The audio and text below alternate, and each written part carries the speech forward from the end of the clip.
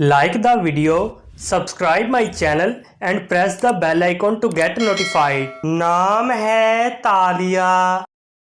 तालिया नाम के इंग्लिश में स्पेलिंग बनते हैं TALIA। तालिया नाम का इस्तेमाल लड़कियों के नामों में होता है। तालिया नाम लड़कियों के लिए मखसूस है। तालिया नाम का मज़हब मुस्लिम है। तालिया नाम के मायने हैं नसीब वाली, अल्लाह ताला का तोहफ़ा, किस्मत वाली। तालिया नाम के इंग्लिश में 5 हरूफ है और ये एक लफ्ज़ है। 5 वर्ड्स एंड 1 लेटर।